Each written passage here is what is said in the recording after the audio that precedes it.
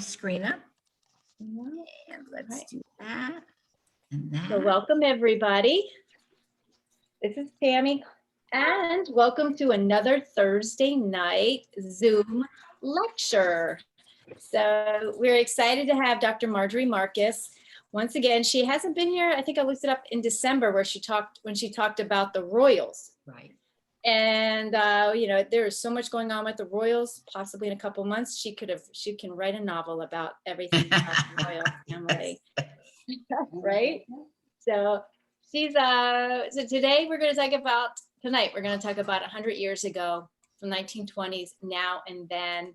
And like I said, we are going to record this. We'll send out the link to the membership tomorrow. If you have any questions, by all means, we have a small group. You can raise your hand, unmute, send me a chat, and we'll make sure that she gets your question. So with that said, Dr. Marcus, I love your background. Thank you. Gleneagles, huh? Thank you. Here, I thought that I was going to be so creative with my Gleneagles background.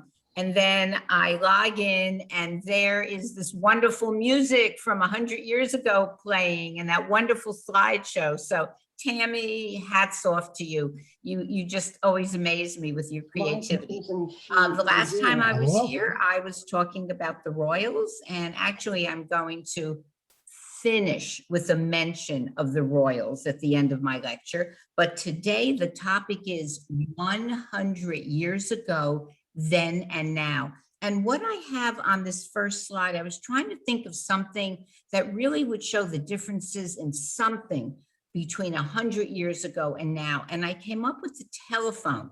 So the telephone, of course, was invented by Alexander Graham Bell in about the 1880s, but it was 100 years ago in 1920 that somebody thought to put the telephone on the wall. So that is the first wall telephone. And then, of course, the image on the right is an iPhone, which is really a computer that we carry around in our pockets and do research and make telephone calls on. I'm also going to beg your pardon because I'm going to cheat a little bit. I'm going to go back and talk about some events that happened as much as 104 or 105 years ago. So I beg your patience. But first, if you remember, you know, I always like to start off with a little quiz. And this one is a little different. I'm just going to ask if you know in which century each of these items occurred. Did they occur in the 1900s, which is the 20th century, or did they occur in the 21st century, the 2000s? So the first one is Washington in chaos, the 20th century or the 21st century? And I hear people thinking, well, maybe it's the 20th, maybe it's the 21st. And of course, some of you already know it is both centuries. How about gender inequality, the 1900s or now? I would say both centuries. Border problems with Mexico, anyone? By now you know my trick, both centuries. Quarantines and face masks, of course, both centuries. So the differences between 100 years ago and today, yes, of course, there are many differences. We've had many inventions, but there are so many things that are the same. So let's talk about what was going on the home front 100 years ago. And I just heard the news yesterday and today, and President Biden announces that we are withdrawing our troops from Afghanistan. We've been at war with Afghanistan, it seems like forever. And 100 years ago, we were about to be sucked in to the Great War, the war to end all wars, World War I. It began in 1914 in Europe, all of Europe just engulfed in flames.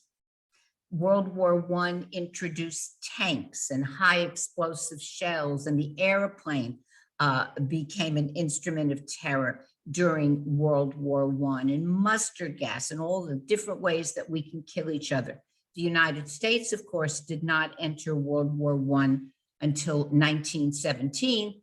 The war was over in 1918. The armistice signed. Headaches from Mexico now and 100 years ago. You might have heard of the Mexican bandit Pancho Villa. So Pancho Villa and his band of about 500 men were bandits, and they were housed in northern New Mexico, and they made excursion raids into the United States, and they burned, they robbed, they pillaged, they murdered people, they caused havoc, and then they ran back into Mexico. Congress got disgusted with Pancho Villa, and they commissioned General John J. Pershing, there on the left, to go to Mexico with 10,000 men and chase that Pancho Villa until they found him. Well, Pershing went, they chased Villa for almost a year. They never captured him. And Pershing, of course, had much more success. He was head of the American forces during World War I. Immigration issues, it seems as if in my entire lifetime, the United States has been just dealing with immigration issues. 100 years ago, it was no different. If you take a look at that editorial cartoon on the left, there is indeed a wall, and it is a wall of literacy. And those are fountain pens sticking out of this wall. Because about 1915, 1916, Congress passed a law that said any immigrant coming to this country had to be able to read and copy in English a paragraph of the US Constitution. And of course, very, very few people could do that. So it kept many people out. About 4 years later, that wasn't keeping enough people out. The United States went to a quota system, and there you can see Uncle Sam cutting off immigration from Europe to 3% a year. Now, look at this quote by the chairman of the House Committee on Immigration and Naturalization 100 years ago. He writes, "The greatest menace today is the open door it affords to the ignorant hordes from Eastern and Southern Europe." I'm pretty sure he's talking about my grandparents who emigrated here 100 years ago from Russia. But all you have to do is take the words Eastern and Southern Europe and substitute Central America, Mexico, Guatemala, and you have that same feeling, certainly, that we've been living with for a while. Now, voting rights battles are taking a different form today. The voting rights battles today are about depriving people of the vote or ensuring that our votes are safe. But 100 years ago, women were deprived of the vote. The history of the past is but one long struggle upward to equality. And when I first saw this quote, I thought, I bet Martin Luther King said that, but he did not. That quote was said over 100 years ago by the suffragette Elizabeth Cady Stanton, way back in like the 1870s. And if you see this cartoon, it's very anti-women's suffrage. George Washington saying, "Did I save my country for this?" And, you know, women demanding the vote. And today, it seems like such a no-brainer. Well, of course women vote. Women now are over 50% of the population. But 100 years ago, it was a huge battle, not only here, but in Britain as well. So here are some of the things that the suffragettes were fighting against, these political cartoons. On the left, you have a woman's mind magnified. And what's in our minds? Babies and marriage and chocolates and letter writing and fashion. We couldn't possibly have any room in our minds for thinking about voting or considering candidates.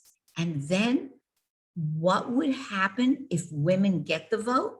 Well, they're going to get dressed up and they're going to leave the house and they're going to go to the ballot box, and poor dad is going to be stuck taking care of the children. It was an uphill battle. Every day in the 19 teens, suffragettes, they were called the Silent Sentinels. They stood in front of the White House and they asked Woodrow Wilson, Mr. President, how long must women wait for liberty? And every day, Woodrow Wilson would pass them in his carriage or his car, and he would tip his hat to them and go on by, and he would come back and tip his hat to them. Very lukewarm, very dispassionate, did not get behind women's suffrage at all, until something happened in 1917 that changed his mind. This peaceful demonstration turned ugly. The police charged the women. They beat them. They threw them to the ground. They dragged them off to prison. And the publicity for the Wilson administration was terrible. I mean, look at these pictures. It was like you jailed grandma. And it's not a crime to ask for suffrage, to ask for the vote. And then you had women holding up these signs comparing Woodrow Wilson to the Kaiser who we were fighting in Germany.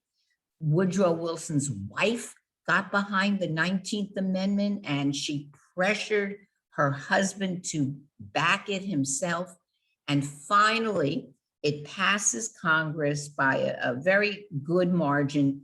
And Woodrow Wilson says, I intend to go back to New Jersey and vote for women's suffrage because it will be a good thing when women could vote. It still took 14 months for this bill to be ratified by enough states to become the law of the land. And if anyone is out there from Tennessee, they should be very proud that Tennessee was the state that made women's suffrage possible. It was a very close vote in Tennessee, but the 19th Amendment became the law of the land, and then women all over the country could vote. So I'm going to ask you a question now. When do you think Florida got around to ratifying the 19th Amendment?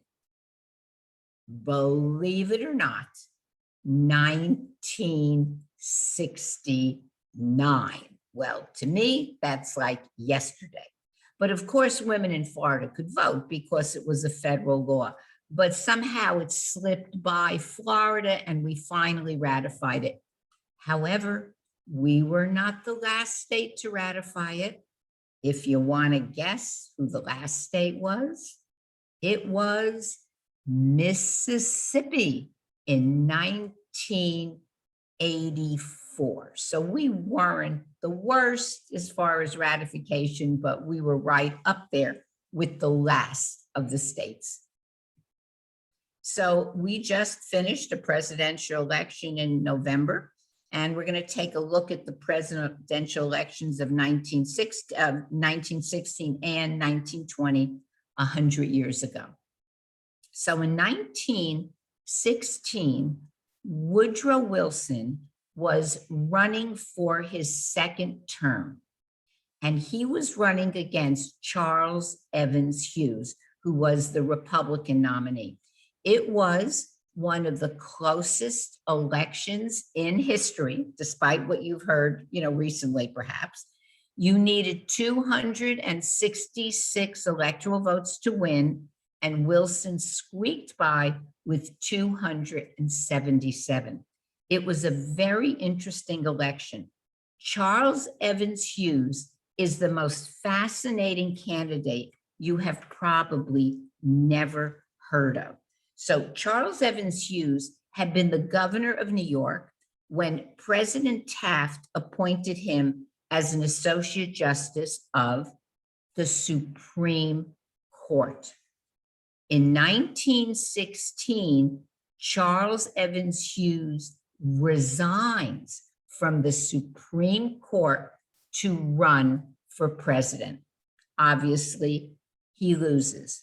He then goes on to be appointed Secretary of State. And finally, President Herbert Hoover appoints him Chief Justice to the Supreme Court. So to me, that is such an interesting background. And Hughes almost won. In fact, he went to bed thinking he had won.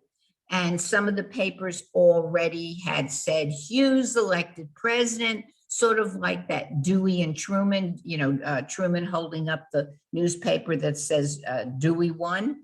The paper on the right, it hedged its bets. Wilson probably won. California is still in play, and Hughes lost California and lost the election. So Woodrow Wilson, the man who had campaigned on keeping us out of war, 6 months after the election, shows up and asks Congress for a declaration of war, and the United States enters World War I. And in 1920, women voted for the first time. So this was a huge, huge deal, record numbers of voters, because now women are out there voting and campaigning. And the election was between the Republican senator from Ohio, Warren G. Harding, and the two-term governor of Ohio, James Cox. And both of them were very, very popular. It was a fight to the finish.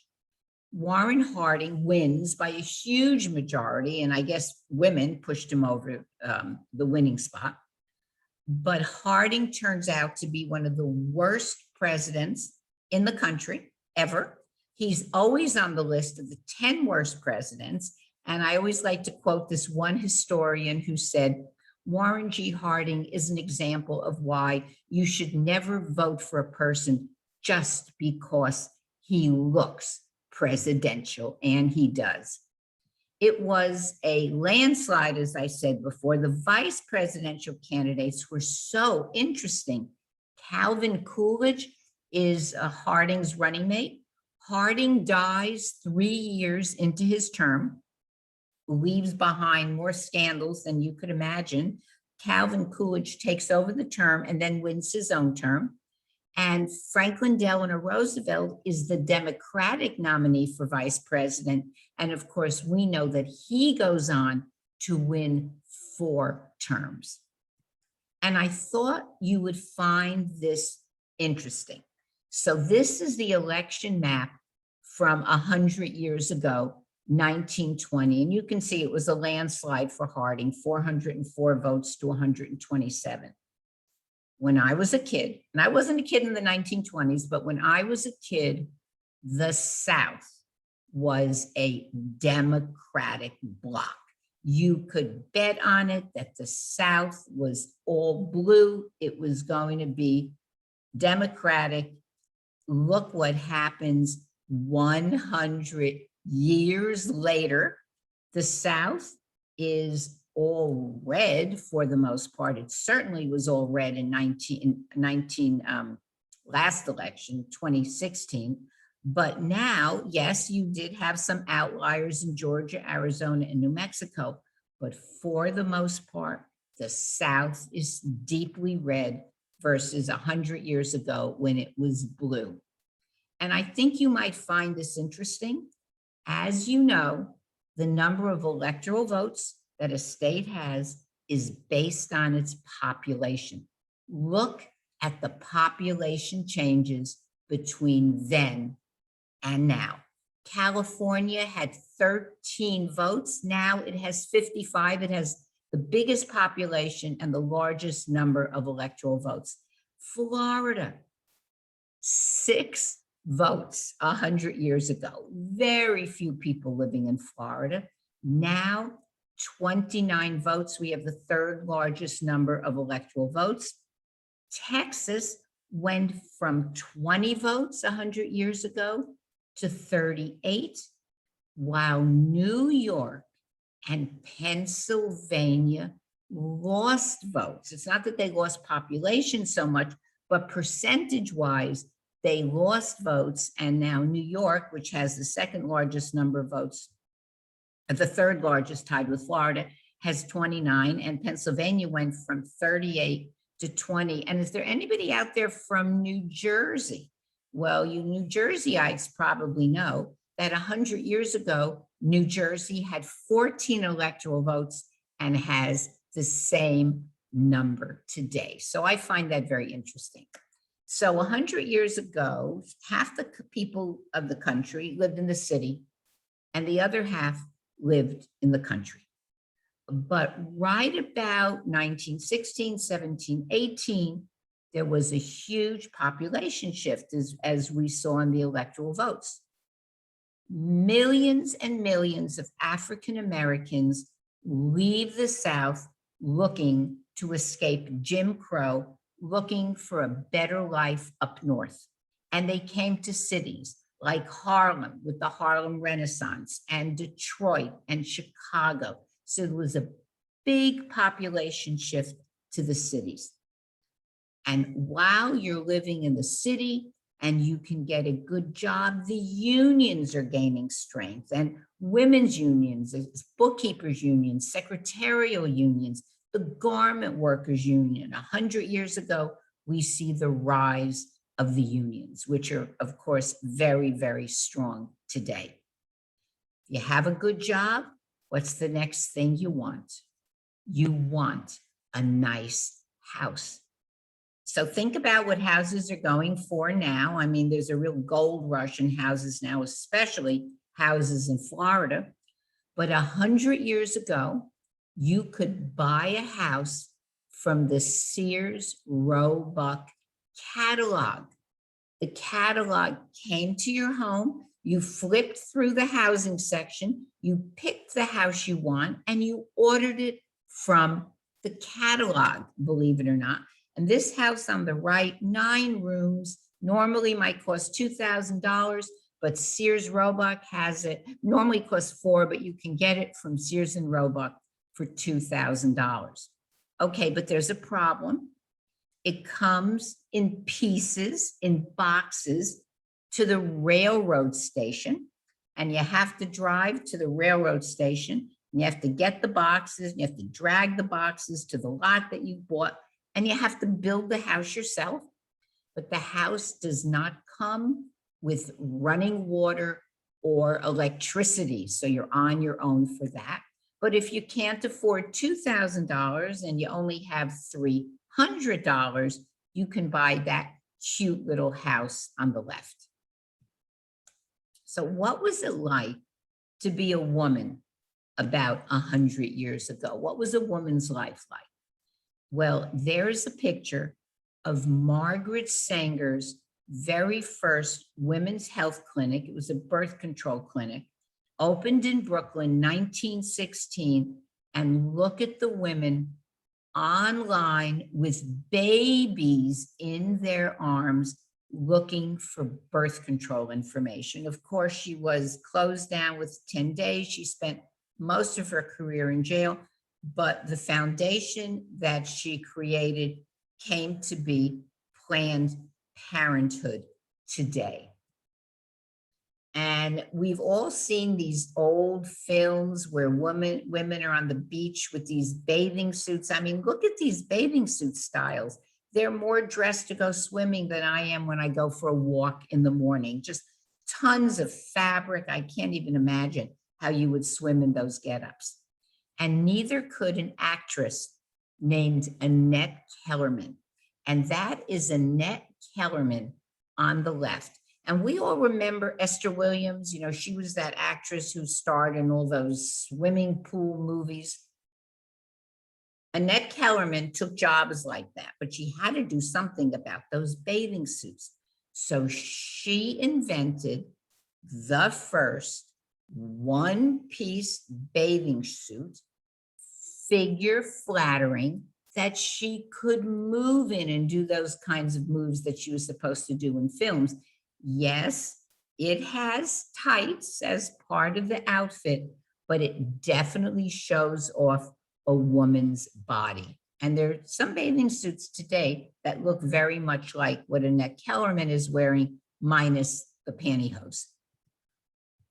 And women 100 years ago were supposed to be so thrilled because Western Electric came out with the first electric vacuum cleaner. And you can see Miss Liberty vacuuming with a big smile on her face. I, of course, don't know anyone who vacuums in a toga and a crown, but this woman is absolutely delighted that her vacuum cleaner is electric. And then, of course, stop all drudgery with the very first plug-in electric washing machine. So all you have to do is put the dirty clothes in that big tumbler, and it tumbles around and agitates, and you have to pull the clothes out and run it through the wringer. So no drudgery there. And of course, about a little more than 100 years ago, we had the refrigerator with the motor on top. So by 1918, it was very big news when Westinghouse put a motor inside the refrigerator.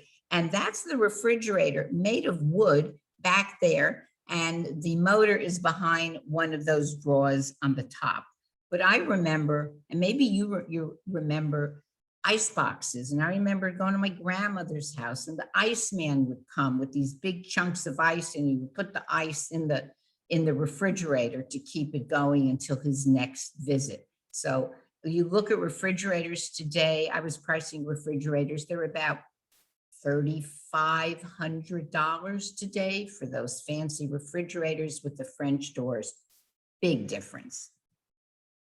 Well, medicine 100 years ago was pretty basic. The Bayer Company came out with a cough medicine based on heroin. It was called heroin hydrochloride because, of course, there was no FDA. There was nobody really regulating pharmaceuticals. So I'm supposing that heroin would really put you out if you had a cough. But my actual favorite cough medicine is this one. It's called One Night Cough Syrup, and it has alcohol, cannabis, chloroform, and morphine. So if the first one didn't do it, the second one did it.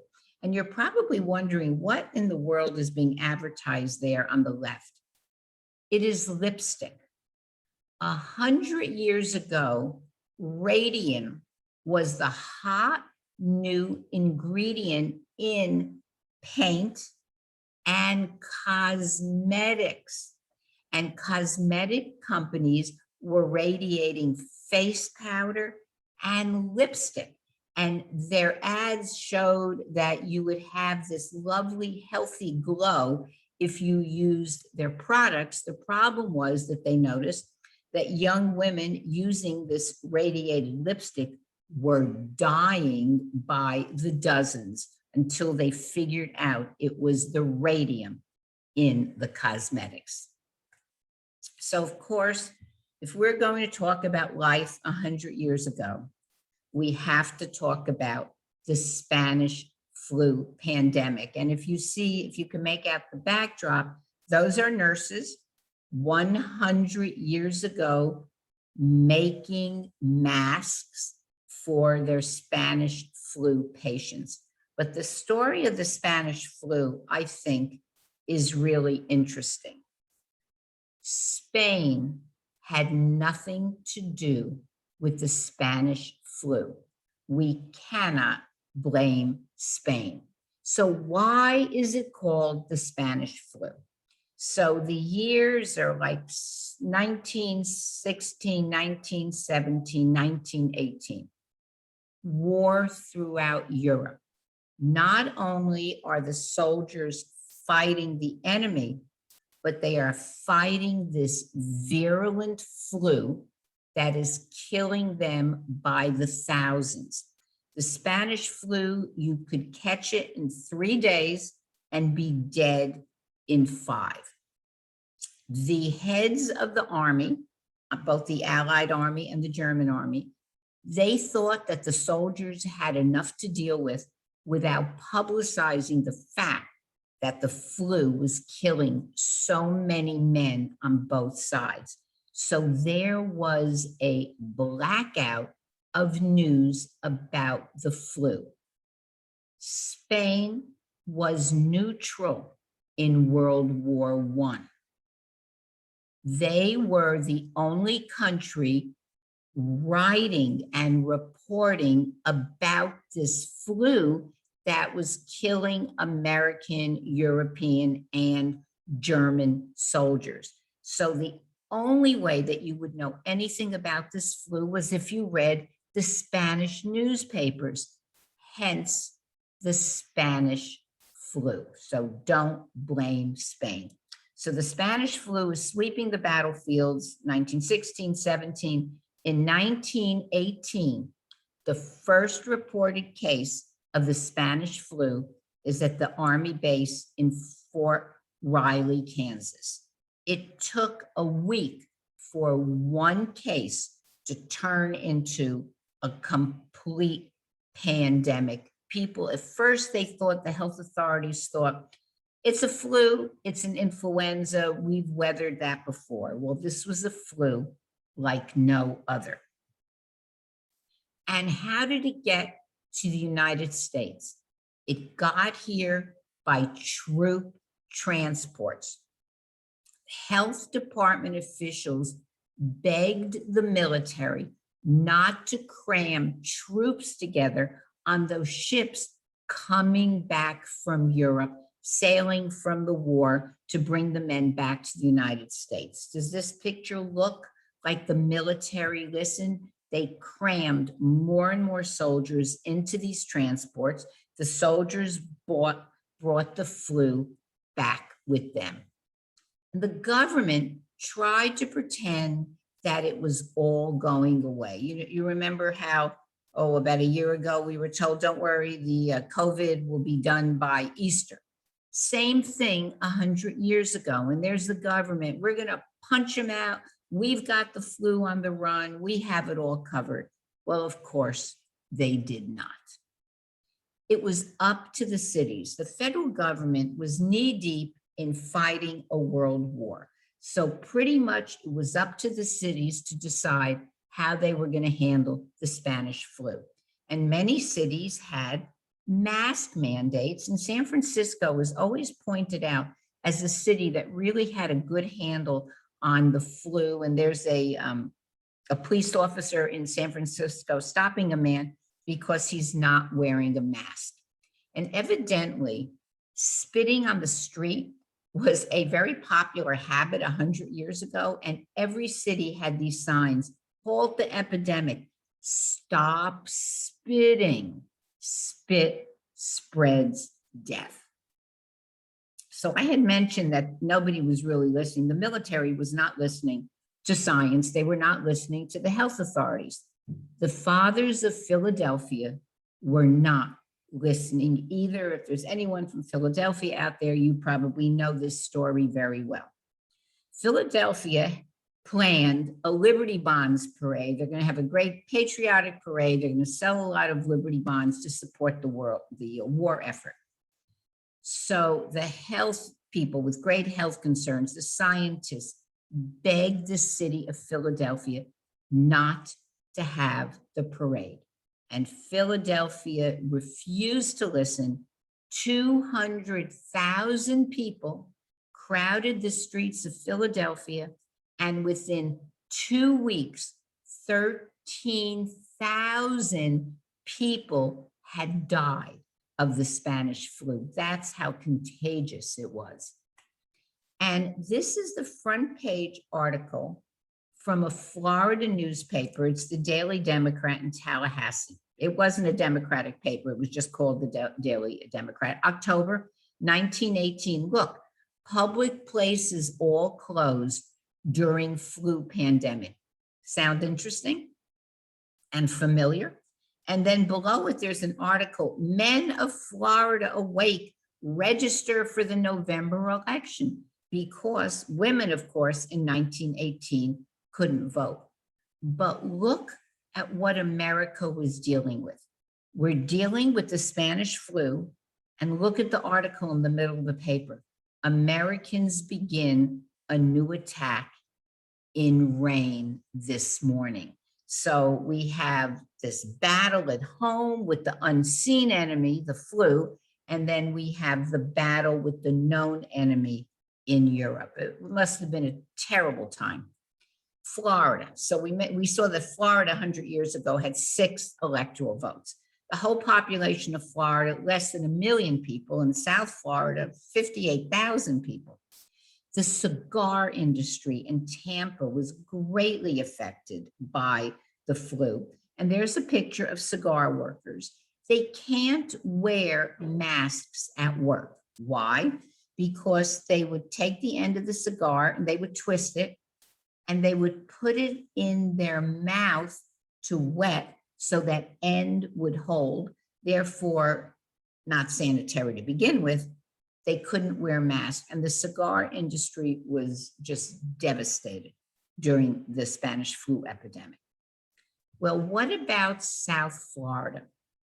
In South Florida, remember, we have, 58,000 people living in the 3 counties. In South Florida, the spread came from a naval air station in Dinner Key. That air station today, I believe, is a Coast Guard station. But this naval station was used as a training ground for seaplane pilots. So you can see the pilots, proudly standing on their seaplanes. So they would come from the battlefields of Europe to be trained and bring the Spanish flu with them. And before long, the air station could not handle the cases of Spanish flu. So the ill sailors, airmen, were sent to the Miami hospital. This hospital had just opened. It had been opened 1 month before the flu epidemic hit, and they were overrun. And this hospital is still in existence. If you've ever been to the Jackson Medical Complex in Miami, this hospital, unused of course now, sits in the middle of that complex as an historical site.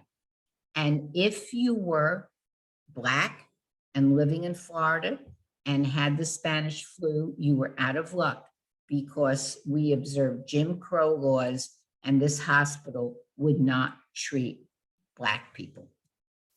So let's just take a look at some of these categories and compare the Spanish flu to the flu today, to COVID-19. So very interestingly, the populations most at risk 100 years ago were children 5 and younger who couldn't fight it off, and the age group of 20 to 40 years old.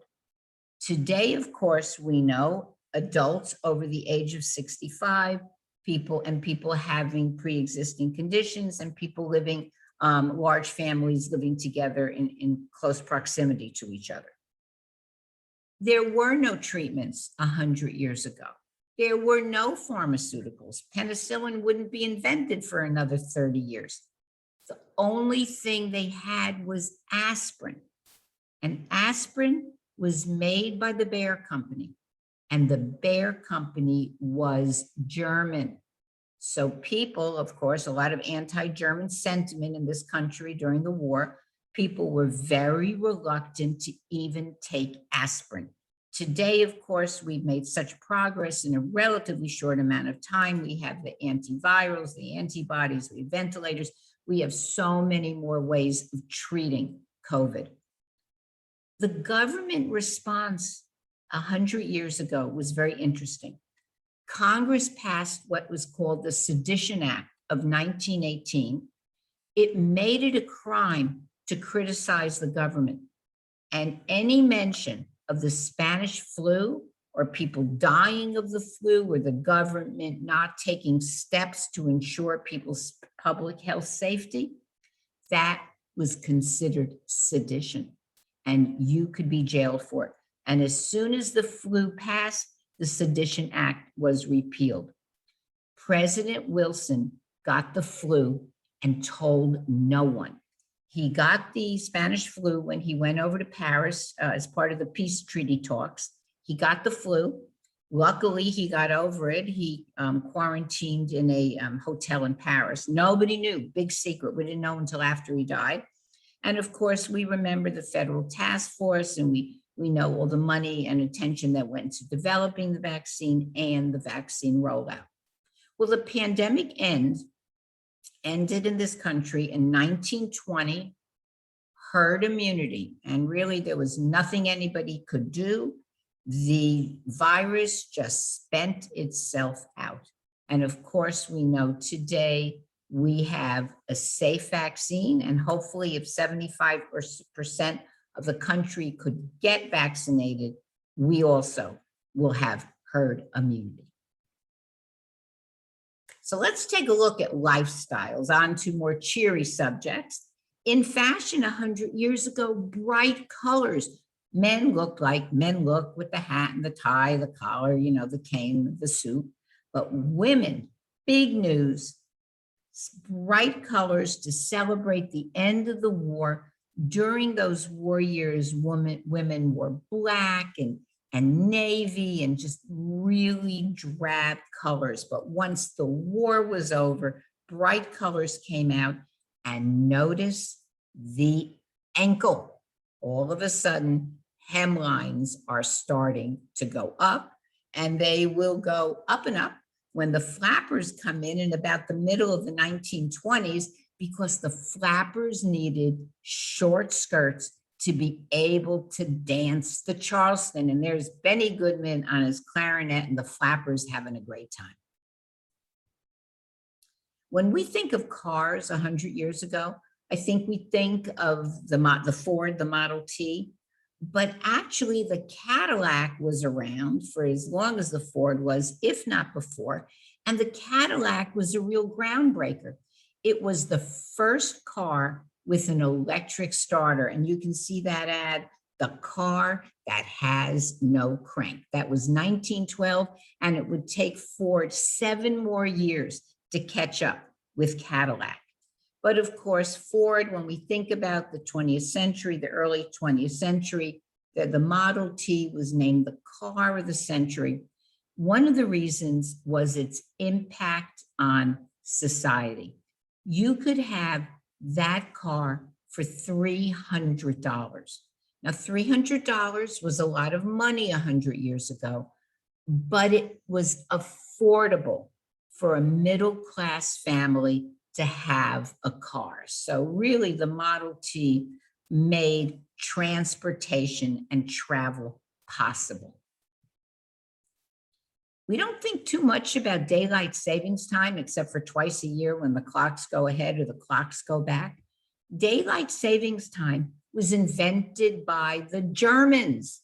In 1916, the Germans had the idea, well, we're going to change the clocks and give ourselves more time to fight. So when the United States gets into World War I, we decide to do that as well. And we adopt daylight savings time in 1918. And you can see victory, Congress passes it, and Congress said it was going to help the man with the gun, the soldier, and the man with the hoe, the farmer. It was wildly unpopular. It was repealed in 1919. It came back again in World War II and has been with us since. But if Marco Rubio, our senator, has his way, we will move the clocks ahead 1 March and keep them there. Every year, you probably remember, it's in the paper, Marco Rubio introduces into Congress the Sunshine Protection Act, which says you move the clocks forward and they stay there. And it's not just Marco Rubio. 36 states have tried to put forward in their state legislatures bills to have year-round daylight savings time. And the only state that has succeeded in doing it is Arizona. And this was a great decade of food. So a little over 100 years ago, Mr. Peanut was introduced. The Planters Company had a contest. They're looking for a logo, and a 14-year-old boy in Virginia drew a peanut. And you can see that outline of a peanut on the left.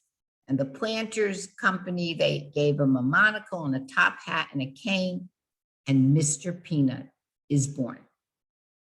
For some reason that they haven't told me, the Planters Company decided they're done with Mr. Peanut. And they're going to have a funeral for Mr. Peanut. And the funeral is going to be at the Super Bowl in 2020. It was going to be broadcast in the middle of the Super Bowl game. So what happened? Kobe Bryant died several days before the Super Bowl. And the Super Bowl people rethought a funeral at halftime. So I don't know what they're doing with Mr. Peanut, but he hasn't had a public funeral as far as I know. And 100 years ago, we had the hamburger roll, and the hot dog was invented by Nathan's on the boardwalk. And James L. Kraft figured out a way to keep cheese stable. And Piggly Wiggly opened the first self-service supermarket in Memphis, Tennessee. Publix owes a great deal to Piggly Wiggly. Piggly Wiggly invented checkout stands, aisles, and individual price markings. And here is Piggly Wiggly on opening day. They had 4 aisles, you can see them, 655 individually stamped goods. The men mostly are doing the shopping, which I think is interesting. Notice, no shopping carts. They will not be invented for another 20 years. And if any of you grew up with White Castle like I did in New Jersey, White Castle hamburgers were invented 100 years ago. And if you were into art and leisure, 100 years ago, you would go to a museum and you might see the work of Pablo Picasso. There are his 3 musicians, 1921. Picasso, by the way, is in the Guinness Book of World Records as the most prolific artist ever, over 10,000 works. And I chose to show you a picture of a young Picasso. When I think of Picasso, and I remember when he died, an older, portly man, you know, gray, lost his hair, heavy set. But here he was looking so young and vital in the 1920s. And if you are a murder mystery fan like I am, you probably know that Agatha Christie in 1920, in The Mysterious Affair at Styles, introduced Hercule Poirot to the world. He went on to become equally as famous, maybe not quite as famous as Sherlock Holmes, but right up there. So Agatha Christie dies in 1976, but her family is not ready to be done with Hercule Poirot. So her family hires the very talented writer Sophie Hannah, and Sophie is now writing Hercule Poirot Mysteries. This is the newest one. It was just out a couple of months ago, keeping Hercule Poirot alive for 100 years. And in sports, if you're a golfer, you know that the very first PGA championship was held in 1916. It was won by an Americanized Brit named Long Jim Barnes. It was held in 1916 and then not held again for another 3 years because of the war. And when you talk about sports 100 years ago, you have to talk about Babe Ruth. Babe Ruth led the Red Sox to 3 World Series wins. In 1919, a record 29 home runs, the greatest draw in baseball. And what do the Red Sox do? In December of 1919, they sell him to the New York Yankees. And that is, in effect, the bill of sale. They bring on their heads the curse of the Bambino. It was 83 years before they won another World Series. But boy, did the New York Yankees profit. A year and a half after they buy Ruth, they're playing in the World Series. They lost, but they're playing. And then in 1923, Yankee Stadium on opening day, the house that Ruth built. And I know many of us have been to games at Yankee Stadium. So now you're asking, well, what about women's sports? Well, truthfully, 100 years ago, there wasn't much in the way of women's sports. There was women's professional tennis, there was college sports, but not much in the professional arena. And look at tennis 100 years ago. Could you imagine in 1916 running up and down the tennis court? You got to have your hat on your head, your tennis court in your hand. You got to hike your skirt up. But in 1919, the British player Suzanne Lenglen shows up on Wimbledon courts in that outfit. Oh my gosh, you can see her arms, you can see her legs. She has a short skirt and she wins, changing fashion forever in women's tennis. So spent a lot of time thinking about the 20th century. And you probably know this if you were, my very first lecture here was on Time magazine covers.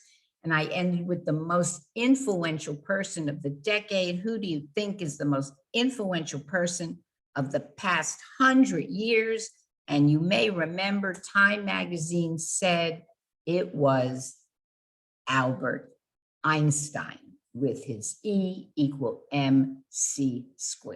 So usually I stop there, but I saw an opportunity to just remind us of the death of a man who almost made it to 100. Prince Philip, the Duke of Edinburgh, would have been 100 June 10th. We know that he is certainly mourned in many parts of the world. He was born in 1921, was married to Queen Elizabeth II for 73 years, a very, very colorful character with a very rich past. So I'm going to leave with a shout out to Prince Philip. His funeral, by the way, is Saturday. And I always like to leave you with my email in case you can think of a question later or a comment. And on the screen, of course, I started with something 100 years ago and something today. That is the Model T and the Tesla. That might be the car of the 21st century. So thank you for being a wonderful audience, and thank you, Tammy. And I'm going to take my screen down and see everybody. So thank you, and thank you, Tammy, and I'm happy to take whatever questions you have. Yeah, thank you so much. You know, I have to say, I bought a Tesla. Oh, is it great? It is great. I think there's a few of us at Gleneagles that have a Tesla. Is it significantly different or the same or what? Oh, completely different. There's no, you know, you can't even call it a gas pedal. There is no gas. Really? There's no gas pedal? No, there's a gas pedal, but you can't call it a gas pedal because there's no gas in the car. Oh, right. You plug it in, right? Yeah, it's electric. It's wow. Throttle. Oh my gosh. Is it silent? It's silent. It's awesome. It's awesome. I'm working on getting a lecture next month, or no, it's going to be June now. It's going to be the history of the electric vehicle. And we're talking to a company, Aptera, from San Diego, and they have created a solar car. for the Wow. So Wow. we're excited. I love talking about all this. That is great. I'm so glad I put that Tesla up there. Yeah, I didn't know about it. So everybody, feel free. I can unmute you, ask you to unmute. If there's some people out there that have, we're not aging anybody, but is there some things that you guys remember, you know, growing up as a child of what you've seen in the over the years that strikes you as similar parallels, things like that? I know we, Mrs. Marcus was going to maybe stress on like the prohibition and maybe the marijuana. It's interesting that you say that because I have a lecture that was very popular right now too about marijuana. So, you look at prohibition, and interestingly, because the gentleman in the federal government who devoted his life to stamping out marijuana, he started with prohibition. And then when prohibition was repealed, he turned his attention to marijuana. And of course, the history of marijuana in Florida is very interesting too. So there's definitely a parallel between that. Let's see. I'm going to go look. I'm going to put some people on the spot that I've seen here on all my. Let's see. I had shared my memory of watching the Iceman from my grandmother, coming with the big block of ice. And one of my audience members not too long ago said that she remembers waiting with her grandma for the Iceman. He was a young teenage boy, a skinny kid, coming up the steps with this giant block of ice. He was Frank Sinatra. That's how Frank Sinatra made pocket money when he was a teenager in Hoboken, New Jersey. Yeah, my grandfather who grew up in Amherst, he actually worked in a barber shop, and above the barber shop in Amherst was a betting. And who did he see come in to bet all the time? It was Babe Ruth. Oh my heavens. Oh wow. So cool. My dad, so he got Babe Ruth to sign a baseball to my dad. Oh my gosh. And you know what my dad did? Rather than like hand it over to me, he sold it. No, I hope he made a fortune on it. Wow. Sold it, and then he sold it to a collector whose name was Barry, like my dad, and now the guy has it in his collection. But anybody have stories like that, that you guys might have like tripped upon growing up that have this impact? I mean, I can't, but I mean, it is kind of neat to see who people have seen. I'm trying to think. So my students, I'm a former teacher, of course, and we have a question. Yes, please. I'll take a question. Or a comment. Who was that? Who was it? We'll bite. Okay, well, keep on going till we hear it. Sounds like okay. I was just going to say that my students, of course, who had absolutely no idea about age, I mean, I could have been 120 to them. They used to ask me if I had ever seen, because I used to talk about baseball. I saw Mickey Mantle play. I saw Roger Maris play. Maybe some of you have seen those great Yankee players. And they always wanted to know if I saw Babe Ruth play because they assumed I was like 100 years old. Yes, I think sports, when you look back at sports, we've had like, the history of golf. I'd love to do like the history of tennis. We could do just a history on fashion. Yes, that would be something. I love that. Yes. Let's see. I know we have been reading books. I've just finished reading The Four Winds. Oh, I love that book. And that was about the Dust Bowl, and there was the them being immigration. Yeah. And so that's almost like then and now. It's so interesting that you say that because as you're talking, I'm thinking, my grandparents or so many people came from Europe thinking the streets were paved with gold here. And then in Four Winds and during the Dust Bowl, they left Texas or they left Oklahoma thinking the streets of California were paved with gold. And of course, they got to California and things were worse in California even than they were where they lived. So that's an interesting parallel. Yeah. And when the woman was sick, she ran to the hospital just to get her aspirin. Now I know why, because that was the only medicine. Yes, there was no medicine. I mean, and penicillin wasn't invented until I think the early 1940s or maybe 30s. because it was used in World War II.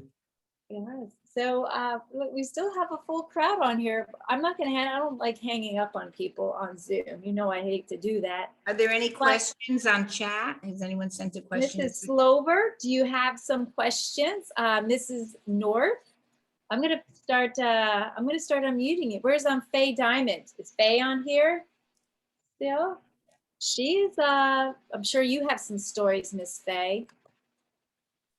All right. I'm going to stop the recording. That way everybody won't be shy anymore. Okay. All right. So we